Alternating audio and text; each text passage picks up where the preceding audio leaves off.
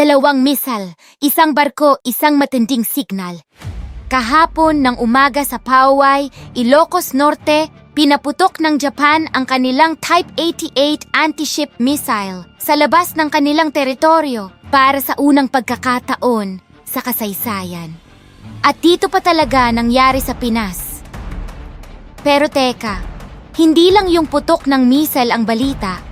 May pinirmahang kontrata isang araw bago ang putukan.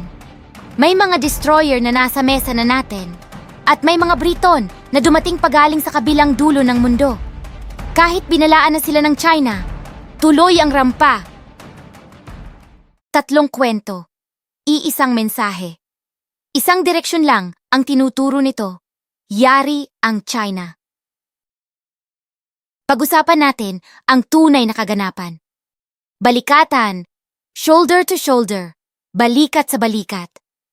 Dati, Pinas at Amerika lang ang bida rito. Pero ngayon, iba na ang timpla. Dumating ang Japan, sumama ang Canada, may mga observer pagaling sa 17 na bansa. Sa dalampasigan ng Ilocos, naglatag ang Japan ng Type 88 missile system. Isang dambuhalang truck-mounted launcher. May range na 112 miles. Ang target, isang barkong nakalutang 50 miles offshore, ang BRP Quezon. Pero, sandali lang, may twist ang kwentong ito.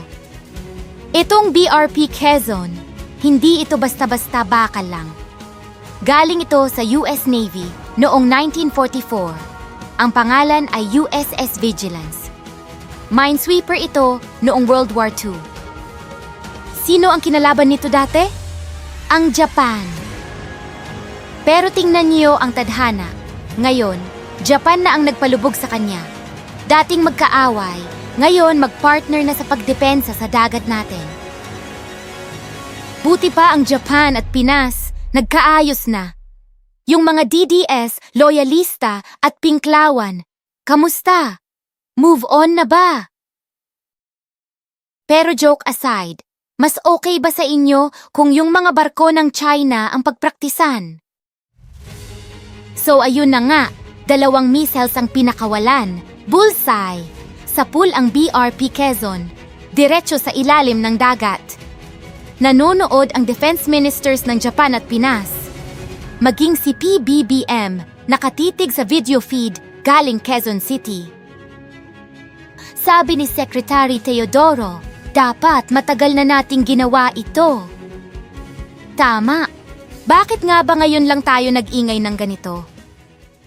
The claims of militarization are totally misplaced at this day and age when we are open, transparent. Habang pumuputok sa Luzon, may gumagalaw din sa kabilang panig. Ang HMS Spey, isang patrol ship ng Royal Navy ng United Kingdom. Galing pa yan sa Portsmouth, UK. Nagpapatrol sila ngayon sa Spratly Islands. Sabi ng UK, karapatan naming dumaan dito.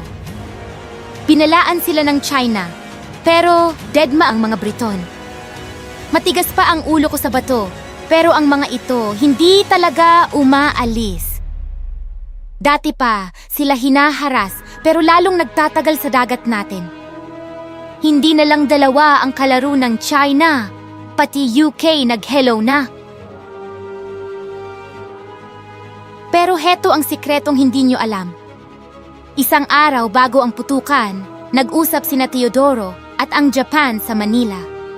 Closed-door meeting. Seryosohan na to. Walang paligoy-ligoy. Tinira nila ang coercive activities ng China. Diretsahan, harap-harapan. Walang sugar coating. At heto ang pasabog, Weapons Transfer Pact. Posibleng ibigay sa atin ang 6 na Japanese Abukuma-class destroyers. Mga barkong pandigma na panghunting ng submarino at eroplano. Wala tayong ganyan dati. Ngayon, abot kamay na. Dito nyo makikita ang totoong laro. Nitong April, ginawa ng Japan ang hindi nila ginawa sa loob ng 80 taon. Binawi nila ang ban sa lethal weapons export. Pwede na silang magbenta at magbigay ng mabibigat na armas. Para sa Japan na peaceful lang dati, tectonic shift ito, mga sir. Para silang alamat na boksingero na nag-retire, pero ngayon nagsuot uli ng gloves. At sino ang unang tinulungan? Tayo, ang Pilipinas. Japan's decision to join Balikatan military drills has irked China. Ang China, nanggagalayti na. New militarism daw. Nagsasalita sila pero hindi sila makagalaw. Bakit? Dahil hindi lang ito simpleng drill. Ang Pilipinas ang naging frontline HQ ng buong mundo. Japan, UK, America, Australia, lahat sila nakatingin dito. May P-8 Poseidon at MQ-9 drones na nasa ere. May US Marines na sa dalampasigan. Ito ay isang dambuhalang alliance architecture. Hindi na tayo basta-basta bystander na nanonood lang. Tayo na ang bida sa gitna ng ring.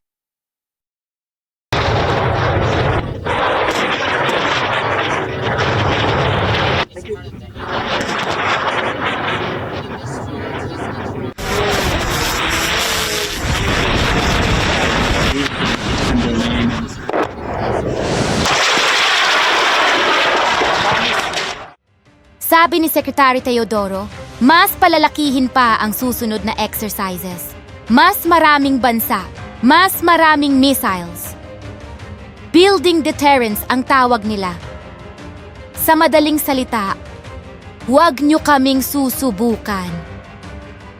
2 missile lang ang pinaputok, pero hanggang Beijing ang shockwave. Ang tanong, sa tingin nyo ba, sapat na itong Japan at UK alliance para tumigil ang China sa pambubuli? O dapat ba nating gawing permanenteng base ang mga lugar na ito? Mga Lodi, i-comment nyo ang Laban Pinas kung proud kayo sa bagong tapang ng ating Navy. Huwag kalimutang i-like at i-share ang video na ito para malaman ng lahat ang tunay na balita. Mag-subscribe na para laging updated sa bakbakan sa South China Sea. Ang laro nagsimula na. Handa ka na ba?